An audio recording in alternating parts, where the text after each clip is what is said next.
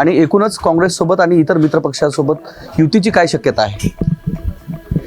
आम्ही युती करण्याचा अधिकार जिल्हाध्यक्षांना दिला होता. आपल्यासोबत वंचित बहुजन आघाडी तथा आंबेडकरी नेते प्रकाश आंबेडकर हे आपल्यासोबत आहेत. काय सांगणार?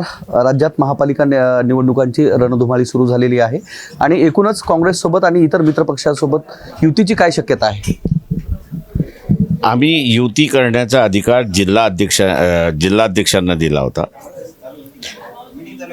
महानगरपालिकेचे अधिकार जे आहेत ते आम्ही असणारा शहराच्या अध्यक्षांना दिलेला आहे. तेव्हा जे योग्य आहे ते शहर अध्यक्ष करतील असं आम्ही त्या ठिकाणी मानतोय.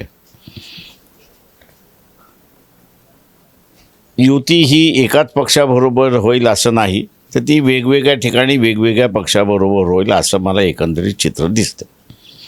भविष्यात आपण कधी काळी MIM सोबत होतात. येत्या या महापालिका निवडणुकांमध्ये त्यांच्यासोबत जाण्याची काही नो रिप्लाय. थँक्यू.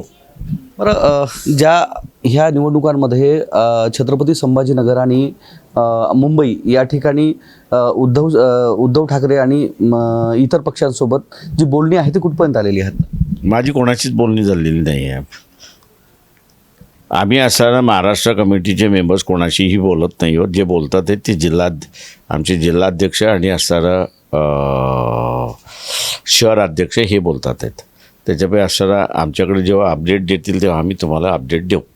मुंबई मनपा निवडणुकीमध्ये युती संदर्भात ठाकरे बंधू जाण्यासंदर्भात काही विचार आहे? एक लक्षात घ्या की ते त्यांचं राजकारण करतात, मी माझं राजकारण करतो. त्यांना तुम्ही विचारा. शरद पवार आणि अजित पवार हे एकत्रीकरण होण्याचे आता चर्चा सुरू आहे. तुम्ही कसं क्लोज डाऊन मला